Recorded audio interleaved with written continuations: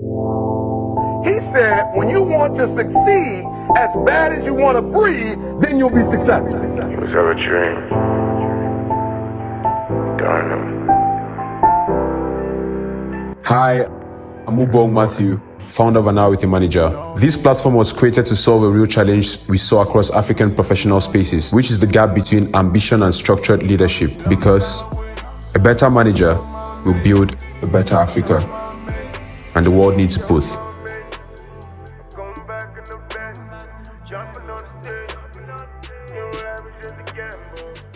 Welcome to another episode of An Hour with a Manager, Africa's premier digital podcast platform where we listen, learn, and build the next generation of leaders.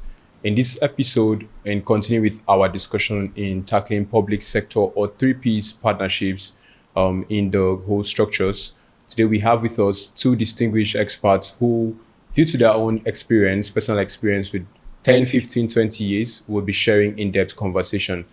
And this would be a live experience from our guests in person of Peter Jeschow and Joan Galland, who will be sharing this in-depth conversation. I just want to say thank you and welcome to having us on the Now with the Manager podcast. How are you doing today? Fine, thank you. Enjoying spring in Germany. Okay. How are you doing, Joan? Good to have you here. It's great to be here, and thank you for the invitation. And today is not really like our regular conversation where we usually have a single guest. Today we thought to have something different, so we bring in two experts, right, who can actually help us dissect this conversation in terms of the 3Ps, in terms of leadership transformations, and how we can also see where this conversation can lead to support SMEs, can lead to support organizations, both non-profit and those for profit. So I just want to quickly start with you, Peter, for the benefit of our listeners who don't really know much about you, though you've worked in cross-cultural organizations across different continents. Can you walk us through your background and let's get to meet you more? Okay, I'm Peter Jeschow. I've studied chemistry and economics, and I've been working for 30 years for a multinational chemical company, focusing for a big portion on construction materials, and I've been working with customers in the construction sector for many years. Well, I've studied business. I have an MBA as well. And my experience has made me journey through the for-profit and mostly the non-profit sectors. I've worked in Latin America, in the Caribbean, and the Pacific as well, working for organizations like Save the Children and the Red Cross movement. I want us to start with the 3Ps, right? Public-private partnerships. Right. So with you, Peter, which you've been at the forefront of most of this institutional, regulations and, and governance.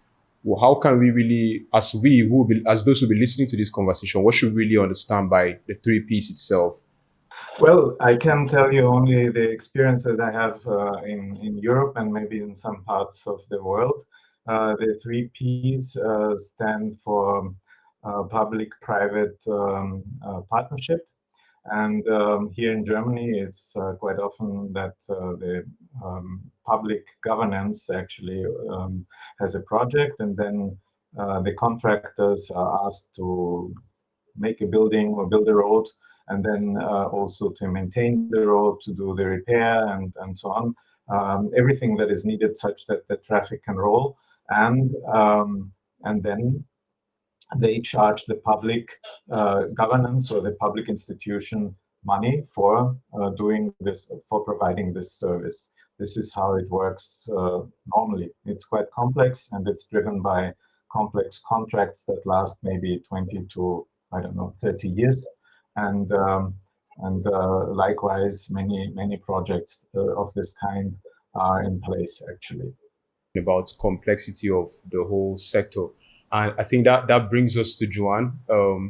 So what do you think are some of these complex process that you see that happens in the public sector, or like in these 3Ps, right? Based off on your experience working with non-profit and for-profit itself, how can we really define what this complex system looks like?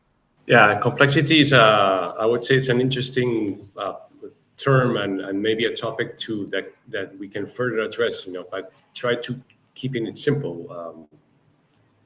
I believe it's everywhere. I believe that human beings are the ones that can make things simple and complex. Depending. I was based on what Peter was saying. Where you have these layered and complex systems in place that these partnerships need to go into. Maybe something that the nonprofit sector has is that because the organizations and the people are mission driven, this can push very much the reaching objectives. Yes, because what happens is that the missions are, and by missions I'm talking about, addressing an emergency, going to a community with education.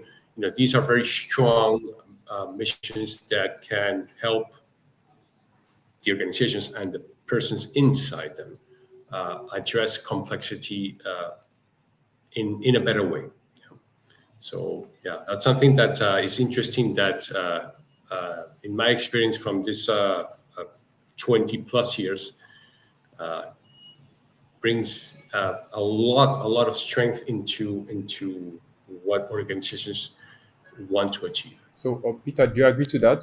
Yes, and it's slightly different, the non-profit organization to public governance, because I think non-profit is sort of, they're not making profit, but it's sort of, they have their interest, they are target driven, they want to achieve results, and if they are not achieving results, then they are not successful as an NGO, and they are also on the very big constraint between cost and result, I would say, if I'm correct. Okay, thank you for that. So I just want us to, while walking through understanding this complex system, right? Before we get into these partnerships, there is always a process where the strategy needs to take place, right? So how can institutions, how can public sectors plan towards breaking down these complex systems so that I can really help them, engage with the right partnerships, with the right institutions or with the right private sectors to get involved with. Joan? So it's a good question, Iwan, because strategies, I believe that most, if not all, organizations try to develop strategy in the best way possible through plans and try to look at the clarity into what to do into the future. The challenge becomes when it's brought to practice, because especially in our context and what is happening right now, the fast-paced changes many times make strategies obsolete very quickly. What to do? That's still the role the leaders have, right? Because if at some point strategies were written and were co-created with a significant group, it's because they have a lot to share, and they would have brought experience, they would have brought insight into that strategy.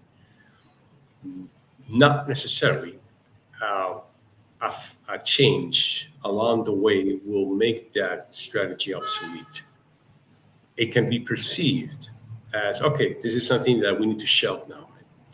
But it's the leader's role to look at constantly to see if that relevance is still there, and how to bring it and make the adjustments that would be necessary.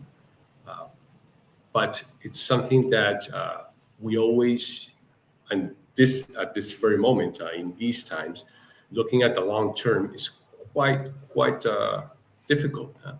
But that's the challenge, because organizations cannot live day by day. They really need to make that effort and that exercise to look into the future, to where they're going and where the mission they have is going as well.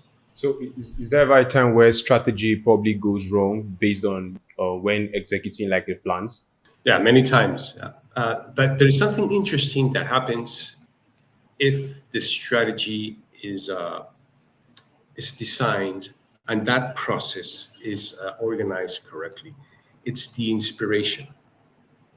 That group developing that strategy, if there is significant participation, if there is a co-creation environment, and if things like the mission and the objectives resonate with that group, that inspiration will come, and it will bring the persons to say, okay, this is what we need. Yeah. That, I would say, it's a feeling, yeah, that that individual may have after that process is over is important for what may happen after, because things will happen, right? Things will change. There will be wars. There will be technology changes, and so on. But if that feeling stays there, is still there, that level of something I like to call ownership will stay. And if that is there, people will try to look at, and I say people, but mostly leaders will try to look at, okay, there's still something that we can do with this, and making some adjustments, we can continue with that. I believe that is an important element that comes from the co-creation of that strategy. All right. Peter, it looks like you wanted to share something to that. I see you nodding to that. Maybe it's a good point to also say where people like myself or other companies, private companies, get involved. It works like that basically there is an anticipation what the public needs, and public governance actually also lets other people know what they expect from them. And how to get to know is fairly straightforward. So we are working with the customers, their customers, and the original equipment manufacturers. And stepwise, you're getting closer and closer to the public. And from my perspective, on a global basis, I've been working with many geographies, many business partners, and also friends, of course, former colleagues, current colleagues, and other stakeholders. And for example, like your magazine, and all that sort of related to the construction industry. And the closer you get to the public, the better you understand the public governance, and also they understand you, what actually is your role, and what you want to bring to them, and what is good for them. That's then easier for them to understand. And the more they know, I mean, all the steps in the value chain, the more they know what can be done, the better and easier it is to take decisions for them. So how have you seen effective 3Ps, that's the public-private partnerships, right, being put in place? The strategies come into play whereby it can build for long-term sustainability in the whole infrastructure, whereby it's not just being planned, or the partnership don't just happen just for the now, but there is a continuity process for the next leaders or the next managers, to be able to follow through that same or structure that's been put in place. Asking me? Peter, yes. Well, let's say for me as a service partner, and for others, it's like that. We have a decent overview of relevant technologies, what we can bring to the market as a service, and what we actually can accomplish, or what one can accomplish. And we make aware the whole value chain, what they could do in order to achieve the target, that is to fulfill the contract with the public company. And also we make aware the public company or the public governance what is actually needed to satisfy the customer needs at the end. And this is our job, and I think their job is to find out what actually they are ready to do and what they are going to pay for. If you just build a building to standard, it's not enough, because if you just build to standard, you have a warranty of about 5 years, at least here in Europe. And then after 5 years, there is no warranty any longer, and it's all governed by the contract. Now, does public governance want that after 5 years, when you change the government, for example, within the 5 years, then run into such an issue? Now, that means, okay, you accept to build to standard, or you say, no, I don't want to have any issues for a much longer period of time. What can we do here? And this is what my partners and all industry players are after. That is to supply a solution that works as long as needed, as long as the public governance is expecting. And like this, we work together. And we're trying to make them aware of that, and that is to participate in conferences, to give messages also to the public, just like we do, Juan and myself right now, and make everybody aware of what is possible and what maybe is not yet possible, but what could be possible if certain efforts are applied. In all of this, right? How do you see, like, in all of those conversations, in the whole partnerships itself? I really like to understand. Is there any specific example as to how you've seen a successful one happen, whereby it's not only for the 5-year continuity plan, but you think if there's a structure that can take place whereby probably 10 years or 15 years or thereabouts, maybe there could be a certain rule that says if this government comes, this should continue to happen with or without, or whoever is actually taking on that position, but this initiative needs to follow this process and must be completed. Yes, I have one. One you wanted first, or should I? No, please go ahead. Okay, yeah, sorry. One of my partners was actually also a consultant, and we help each other out in whatever situation on a friendship basis, basically. But he said, well, he found some public governance project that was going on. It's building a bridge which is 400 meters long, somewhere in one valley in central, crossing a valley in a central or canyon, central Germany. And this bridge you could build to standard or to build to what the consultancy is actually offering. And the consultancy is offering to improve the product such that, by treatment, such that this product just lasts forever, which is known by lab experiments and proven. And the difference for the 200 meters built to standard or built with this extra add-on was only 2,000 euros. Now you can imagine how much a 400 meters bridge cost. That's millions of euros, 2-digit million probably. And we're talking about the difference for the treatment of 2,000, where you completely abolish the risk of any deterioration way after the warranty period. And another example is like the energy suppliers, for example, if they build new high voltage lines, overland lines, the high voltage lines, they are looking actually at service periods of 100 years. So this is really very, very tough. And of course, they are talking with the public governance in order to sell their projects with their solutions. Now, how to do this for 100 years? They have to talk to scientists, they have to talk to private companies, they have to talk to material suppliers, they have to talk to the consultants, people like myself, for example. And how did this work? Together, Yeah. We all work together, and we supply the solution to them in a package. Oh, okay. That's amazing. Joan, do you have a similar experience? Actually, I was this long-term perspective that Peter's talking about is, I believe, something we need and sometimes we miss in the nonprofit sector because of intentions, change in governments. Many times, interest would shift, yeah?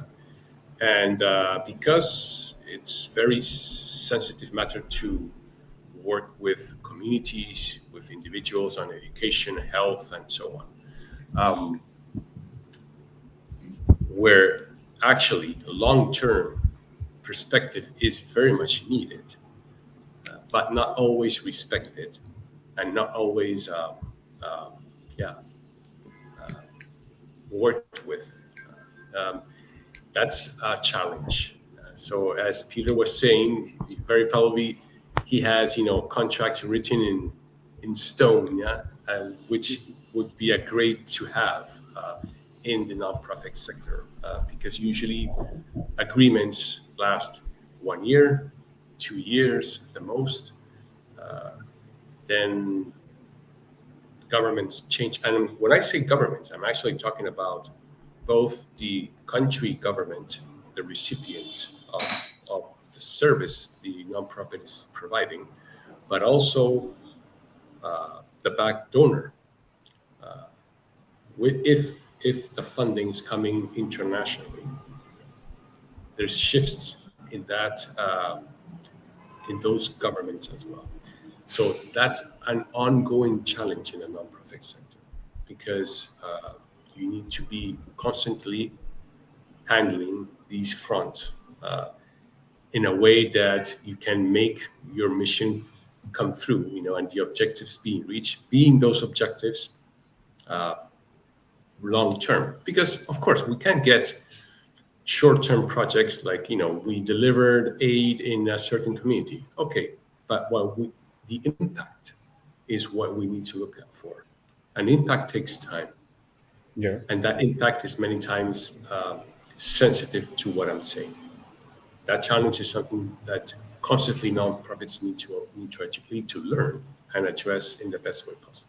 Okay, from what you just shared, right, it shows that there is always a time when those who are actually leading these non-profits or organizations or institutions, right, find chaos trying to trust government interest. Probably a government switches from the next 2-3 years, and if you were what do you call it, building your business or your non-profit on global funding or international funding, and it doesn't come anymore. So how do you think, or what's your advice, right, for leaders who are in this kind of space, right, for them to be able to, still stay calm and resilient enough to go through that phase, understanding that these things can always be worked on to, to build sustainable plans?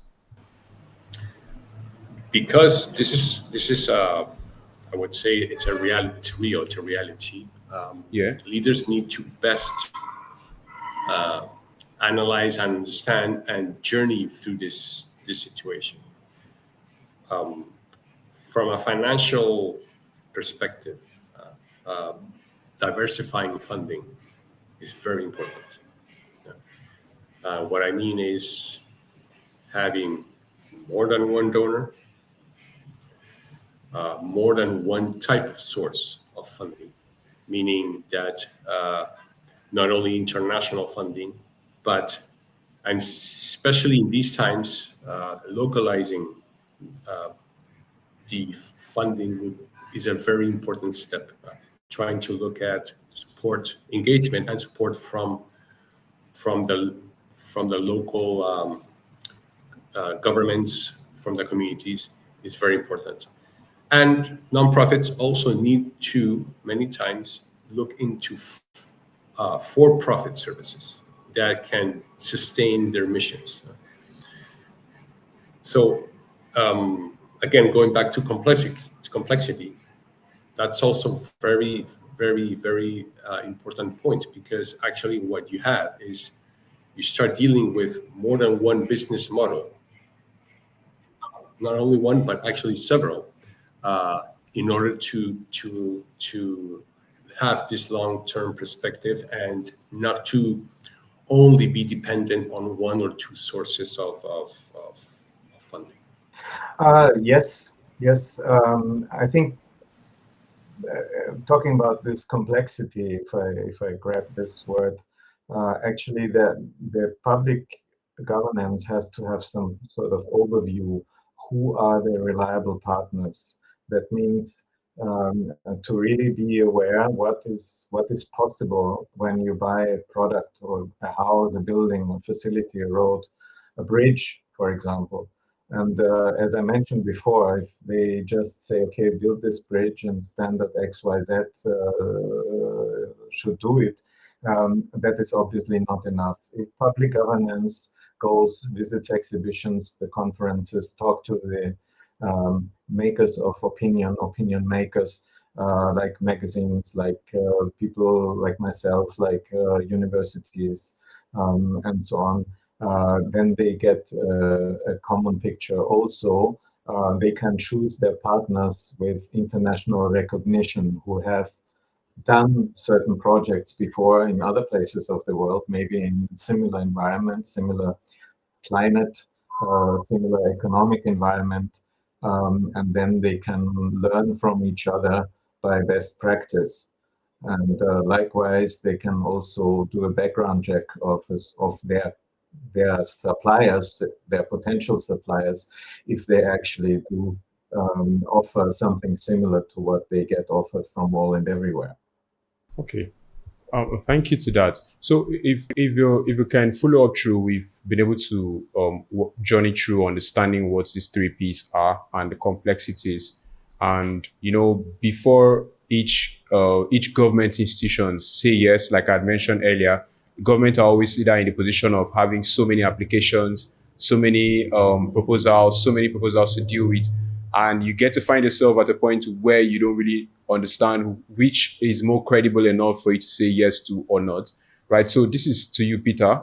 What are some of these flexible criteria I think the public institutions, right, should put in place as opposed to these very structured ones? Because sometimes there's some other criteria which can be much flexible for other private organizations that might still need to come in, just like a leverage, maybe as opposed to demanding a full certification on this, might demand a recommendation from a particular person. But what are some of these things where you think can be put in place, to drive real credibility when trying to get involvement with the public sector? I believe that as far as I know, very often in the public sectors, orders are placed after a bidding process. And in the bidding process, you have some kind of specification in place. If the specification is crystal clear for the public governance, when they make the specification and they have people next to them who tell them, okay, this sounds like a solid and stable and reliable specification, then the order can be placed. If the specification is too loose, then obviously there are so many degrees of freedom, and the contractors can, all along the value chain, they basically can do what they want within a certain specification. So if the specification is stringent enough, then they get the best result, provided the specification is reasonable. Obviously, sometimes there are contradictions in that. Yeah, I mean, like if you rent a car, it's you want to rent a car, you can do that. Then you get any car. If you say, okay, I want a car with the navigation system, with a four-wheel drive, it will be this size or that size and this safety and so on, then this is part of your specification, and then there are less surprises possible. I just give you an example here from just by coincidence. Today I read in the news that they have again to repair that highway next to our town. This is a PPP project. And it's now about 10 years old. The last 30 kilometers between point A and point B, they need a repair. Almost every year, this highway is stopped not stopped, but traffic is limited due to repair work. Within less than 10 years, every year. Is this good? Maybe not. But obviously, who is responsible? The contractor. Or what is depicted in the contract. So you don't know how to grasp that. Now, if you put a specification in place, which is sound, I want to have safety, I want to have people who feel comfortable in the building, like a lot of light in the building, many colors. In one of your previous magazines, you have shown something where offices are designed in a new manner such that people feel well. All that incorporated and cast into the specification, then it works. And there's also another practical example. There have been very, very bad fire accidents in the past, like in the London Underground and Düsseldorf Airport in Germany, and with a lot of victims. And after these fires, actually new standards came into place. And these standards prescribe that you are not allowed to build any building that is for the public without any specific fire safety precautions. So even Okay. churches have to have these fire safety precautions. Unfortunately, there was a big fire in Switzerland, everybody knows, in a ski resort where nothing like those precautions were in place. And so you can see what can be wrong if the specification is too loose, then the result can also be disastrous. So do you say it has to be a little bit tightened to achieve the main Tightened, results? but in a reasonable way. It has to be scientifically proven that you're ordering the right thing.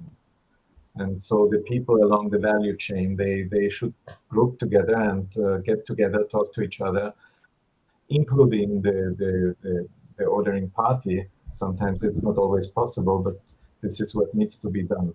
And this is what we are trying to do. So, Joan, what do you think about? Because I think this still brings back to our conversation talking about some of these structures that needs to be in place. What do you think about that, and how does it work in your own industry? Yeah, so I do follow Peter's perspective and actually agree that maybe in his sector, these conditions and clauses need to be very strict, very specific.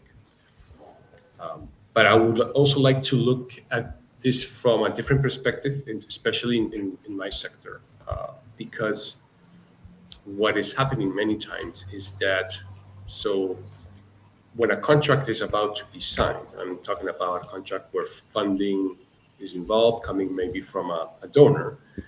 The traditional approach has been, okay, so let's imagine it's about a health campaign in a certain community. So from a donor's perspective, it would be, okay, so we deliver the health campaign, we reach to X amount of children, women, and so on. And we get the results we intend to have. Behind that, there is an organization implementing, which is the other side, the other signee of the contract, implementing these activities.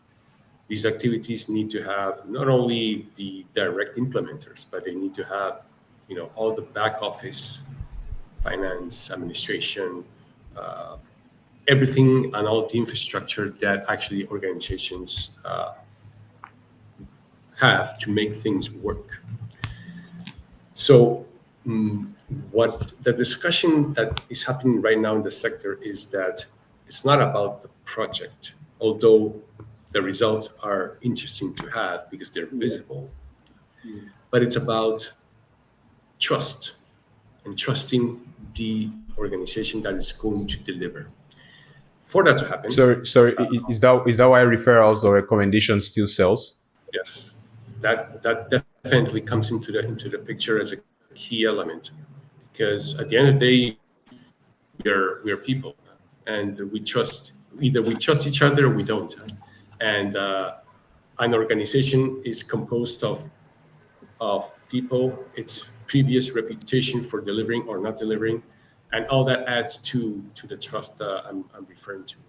So that taken to a situation where the person or the organization, the institution providing the grant will say, I trust you because you have the reputation, you have the right team, and I trust that you will deliver.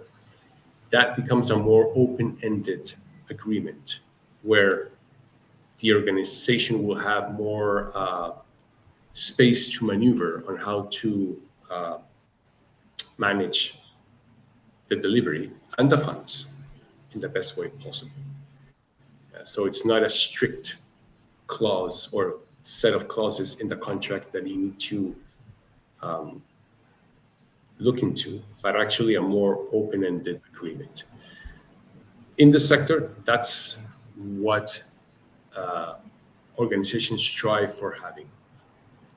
The challenge is developing what you're saying, though that capacity for someone to recommend someone else or to recommend an organization to work in this in this delivery, whatever that may be. Okay, so you've really been at the intersection of what you call leadership transformation, right? So, and I think most of your point also goes back to the organizations, and it still talks about the head. That is, who is driving this innovation, who's driving this partnership. So, what are some of these common mistakes which you see that some of these leaders make that don't really ensure successful partnerships or successful collaborations in this sector?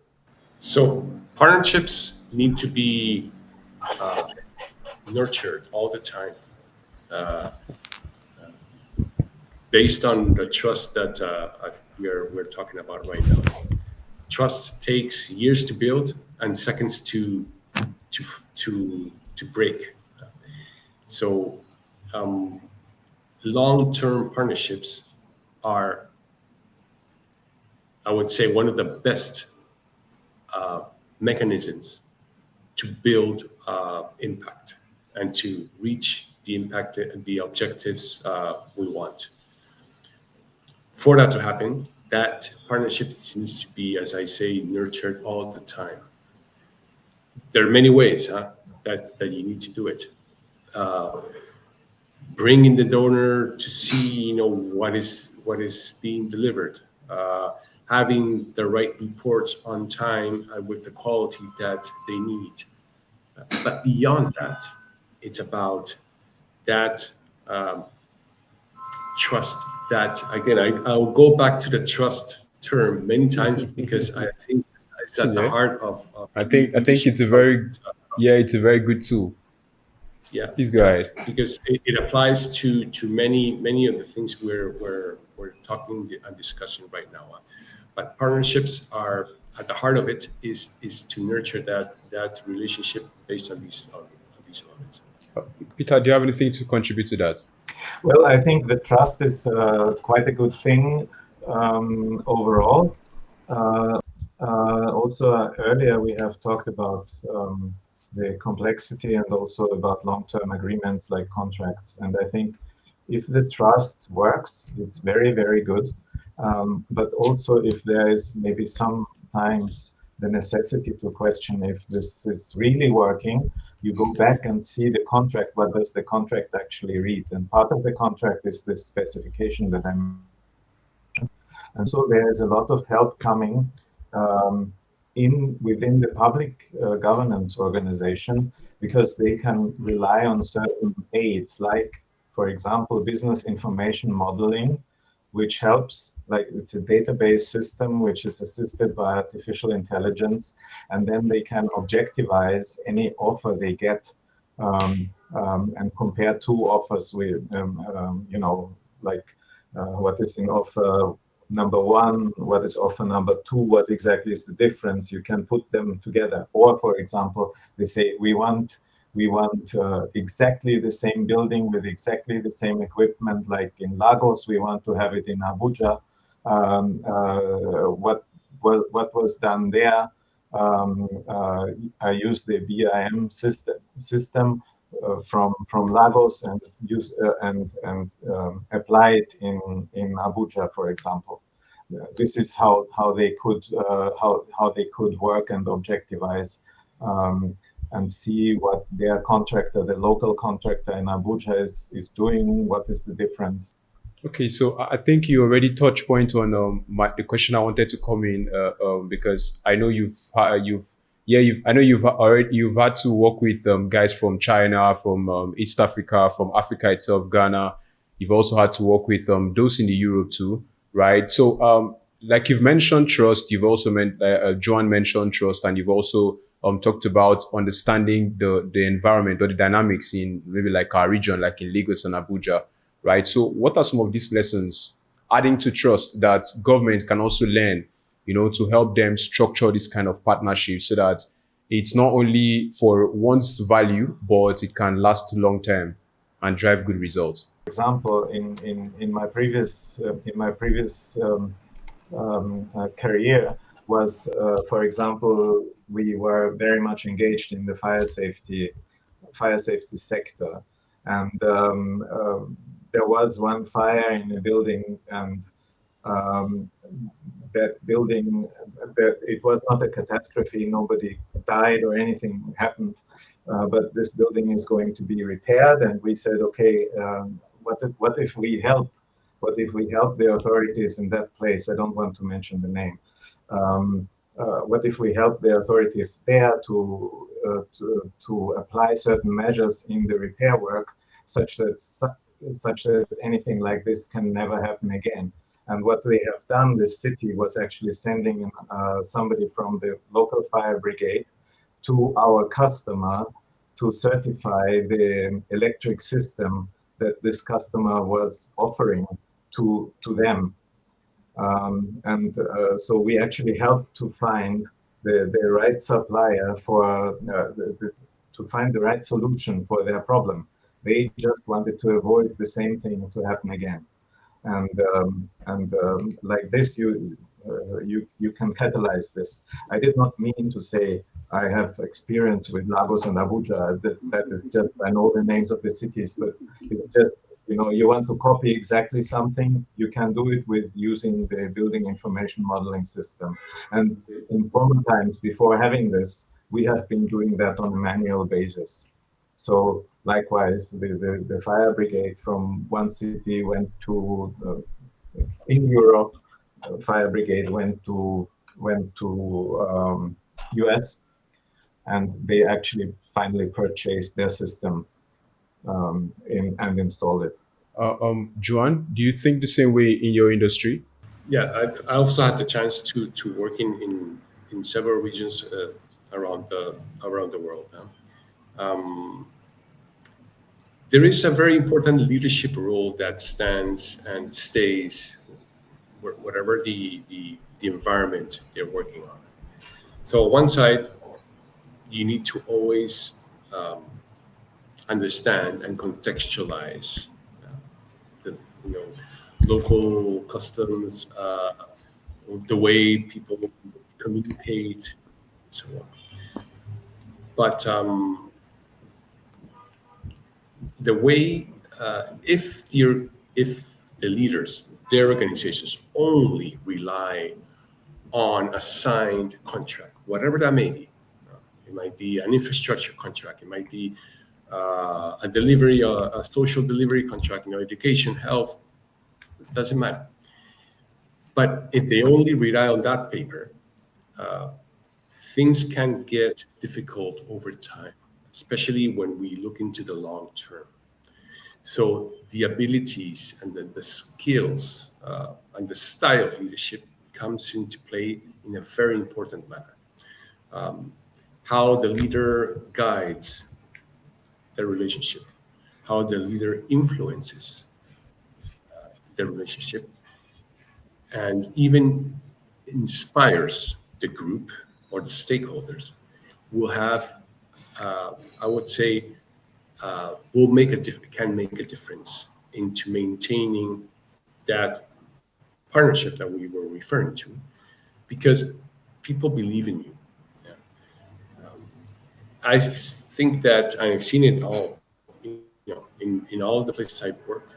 That stays, and that applies everywhere. So that's something that is important to consider. How to, from a leadership perspective, how to balance understanding local context, but also understanding how relationships work and how others see you as a leader in the process. I want to ask, what is one leadership lesson, right? Or one example that I think cuts across everywhere, wherever you are in the world, beyond South America or North America or beyond Europe itself, that I think other leaders can also, replicate or make use of? This is a balance between really understanding and contextualizing for each country, each local community, balancing that with things that, as you say, stay no matter where the work is being done. And this has to do a lot with the leadership capacity to understand this, how to make this work. So when a leader has that capacity to, as mentioned before, to influence, to guide others, whoever that may be, it might be a team, it might be other external stakeholders. What this really means is that they're using that capacity to influence positively and moving beyond the title or the seat they have. Because, yes, you can be a CEO, right? But that's a title. Do you have formal power? Yes, you do. Yeah, you can take decisions based on that formal power. Definitely, you can. Yeah, but what we're really talking about around these elements of trust and building these relationships is about people believing in you as a leader, right? as a person. That stands and is you can see it in no matter the context that you're working in, and that's something that is very important to look into whatever the context you're facing. So, Peter, do you agree to that? And I know you also have a couple of examples, like from the construction industry. What do you think, or from the cement industry? What do you think about that too? Well, there's one example in my previous job.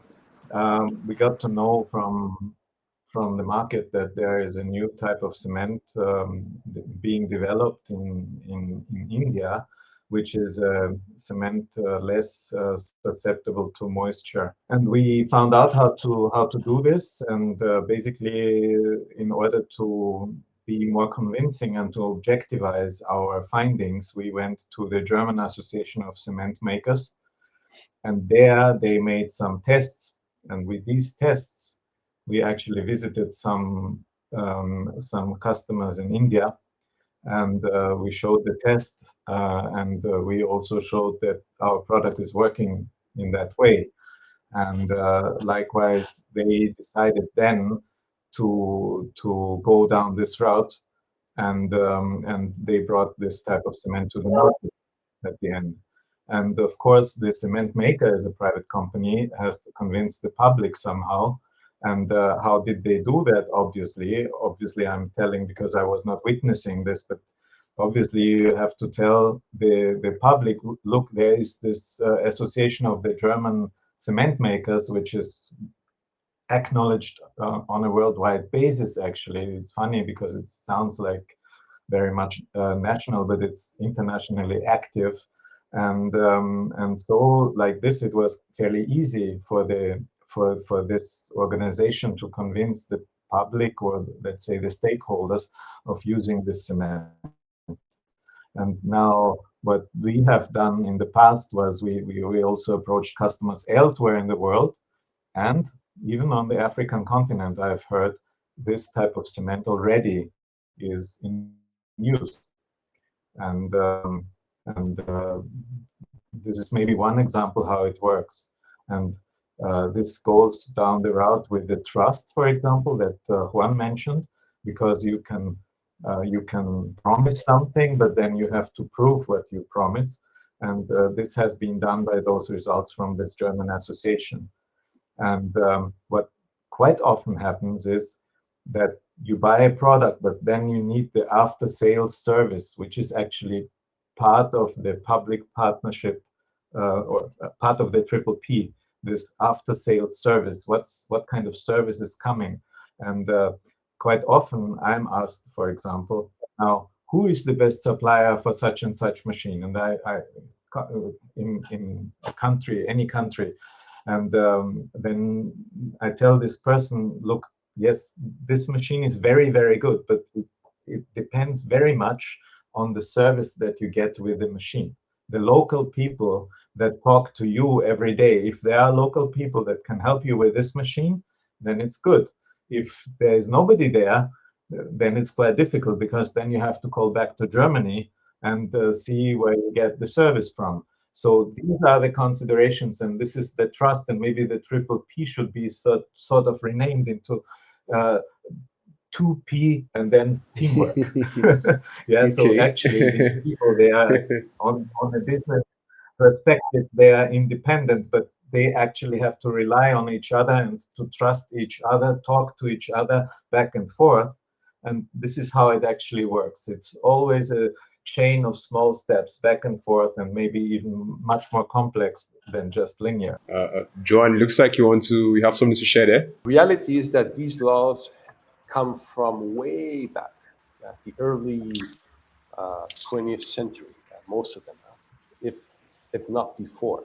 You can imagine that in a span of more than 120 years, many things change.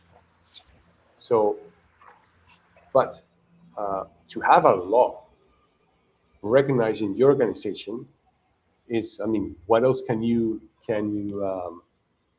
look for, right? It's for many, like, it's like a dream come true. Like, so, Yeah.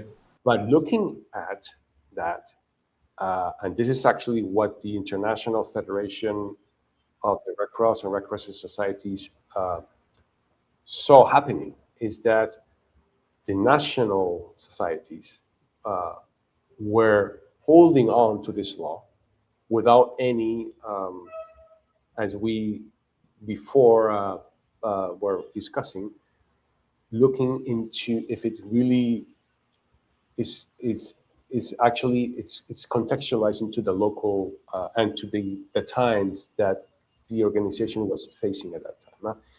So if you only hold on to that law coming from 120 years ago, you actually fall and may fall irrelevant in what you're trying to deliver as an organization, right? So that's something that is important to consider. It's not only about an agreement, a law, whatever you want to call it. It's about analyzing, and if that analysis determines that you need to modernize, that's where these capacities of leadership come into place, right? Because there's a need to influence, there's a need to look into other ways of doing the same things, or going into and exploring new ways of working that, and that's something that the International Federation has been doing for some years, you know, in trying to modernize these laws to adapt to the current times. But it has to do a lot with working with the local governments all over the world. And developing that relationship is not always easy, and has to do a lot with, like the cement example Peter gave, right? So this is a new type of cement. Use it. Why should I use it? I mean, what evidence is there? Similarly, in the Red Cross and Red Crescent, so this is what we do. Okay, but you know, there are many others that do the same thing. What makes you unique? What makes you different? And that's where that capacity of building that relationship based on trust and also evidence comes into place. So with this, right? What's the role that technology plays in this for it to be sustainable? Because you know, it's like when we earlier started the conversation talking about ensuring these 3Ps, building these 3Ps, having these strategies, right? So how does technology cut across this, that it can transform this conversation even to those in the rural areas, and you know, for sustainability, where everybody can still see this continuous process happening, this continuous loop happening? So how does it play in all of this? So it's a great question, because and I'll give you again an example. So traditionally, and going back to what I was talking a few minutes ago about the Red Cross and Red Crescent. So imagine a disaster, whatever that may be. Traditionally, the approach has been to deliver aid, and that came in planes, ships, trucks into that community to do it. And sometimes that is still needed, right? But more and more all over the world, because of technology, there is instead of delivering the actual aid, you provide vouchers that may be not only on paper vouchers, but actually electronic ones, and that you can use through technology, cell phones and so on, to use at the local store, the local supermarket, to get what you need.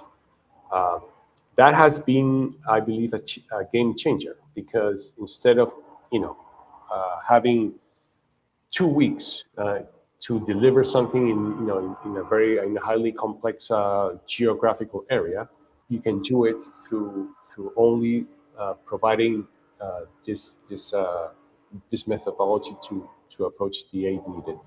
So that's a simple way to understand how technology comes into the game in the humanitarian sector. Okay, Peter, do you have anything to share regards to how this technology plays in the construction sector, and to also support the public sector? Well, sustainability is a very good point. If I think almost everybody knows cement, it's a gray powder, and if you leave it for some time open to the air, it starts to form lumps. And these lumps, they are forming due to moisture, and these lumps, obviously, you cannot use again for construction. You will use bad cement. Now, this type Okay. of cement, for example, it does not form lumps, and therefore you don't have to throw away the cement that formed the lumps, because it doesn't form the lumps. And then also you have from this cement you get concrete, and this concrete is then by itself water repellent. So you keep water out of the building. This is one of the examples. So you have less waste. That means less rework. And you know that cement is one of the biggest contributors to the global CO2 emissions. It contributes by 6%, 6 to 7% to the global CO2 emission. So the airlines is nothing against the cement. And if you have to throw away a portion of cement, then you have to produce this portion of cement again to make a building. Like this, you actually support the sustainability using this new type of cement.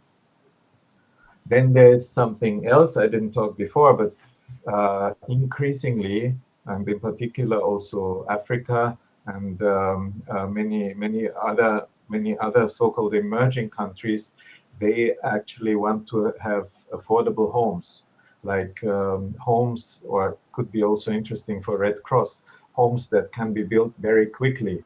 And there are companies that are concentrating on building such homes using something like 3D printers, or using certain machines that produce a number of homes per week, just like an injection molding machine or a bakery. They make pastry or plastic parts. Instead of the pastry or plastic part, you make a big home, and this home is then affordable. And for this home, if you use this type of cement, you can imagine how big a contribution there would be with less waste, maybe faster production, maybe other advantages like less water uptake, less need for repair, and so on, and renovation.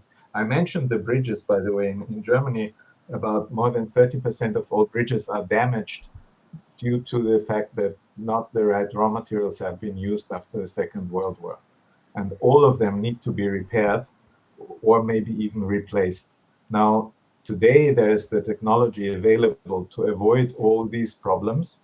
And what we do is we make the public aware of this technology. If you use this, you're safe, even after 5 years, even after maybe decades. And this also contributes to sustainability, because you have less repair, you have less demolition, then you have less of obviously less material to recycle. And then later, if you recycle this material from demolition, it's still of better quality than normal material from demolition. So this is a big life cycle that can be improved with the help of many steps in the value chain. Okay, so I just want to get it right, right? Do you mean this cement are like the technologies being infused into, to build the sustainability? Where you mentioned the cement that if it lasts long, might probably produce mold, or if it's not of good quality, if it's of good quality, it won't produce mold, and if it's of bad quality, it would produce mold. Is it like a technology where you used to track this cement value or quality? Okay. There are certain lab tests, but it's very easy for let's say craftsmen to test if this cement is this type of cement. You put a drop of water on a part made from this cement, a concrete part, and normally the drop of water will slowly disappear. So it will penetrate into the surface of the concrete. In case of the treated cement, the droplet of the water will stay for a while. So you can see the water repellent properties, just like on a leaf of a lotus plant. You know, the lotus plant, if you put a droplet of water, it's not covering the surface of the leaf. That's the same effect. Thank you for that, Peter. So I just want to come back to you, Joan, right? Because you still stay at the point of leadership transformation, right? So while we wrap up this conversation, can you mention three simple things for the benefit of our audience, right? That leaders can actually leave this conversation with, to help them plan, prepare, build the right partnerships, build the right structures that will not only be just for now, but can be long term and can be sustainable. Well, yeah, there's things that, I mean, things may change, context may change, and so on. But from a personal leadership development perspective, and more or less, answering your question on what can be shared with others. One thing that for me is very, very important is go beyond words and putting them into your behaviors. Your behavior must be linked to the words, meaning what you say, you act. This is something that stays and is always needed, in my opinion, because others are observing. When I say others, your team, your stakeholders are observing both your words and your acts to see if there's alignment. Your values. And values are and will be observed when the stakes are high, especially in decision making. So values are there when decisions are being made, where stakes are high, and values are not what you see on the wall. Many times you go into an organization and you see all these fancy claims, with these fancy words. Now, values are, especially when things get tough, that's where, and that's again something that should always stay from a leadership perspective. And something that I'm sure that you've heard before, by I Love, it's we should always remember that people may forget what happened working with you, the actual things that happened, but they will never forget how you made them feel. That's something that if you see a person after many years, you know them, because you recognize them. Yeah. You will also recognize how that person made you feel, or vice versa. And that very much is at the heart of what a good leader is about, because that feeling is the one. It's what's going to stay with the person that you're trying to guide, you're trying to influence, you're trying to drive somewhere. Those three things is something that we should, and I love always to raise in my conversations with you. Yeah, I think this is where we this is what we say. We've wrapped up this show. So what's going to happen next is we will just follow through this.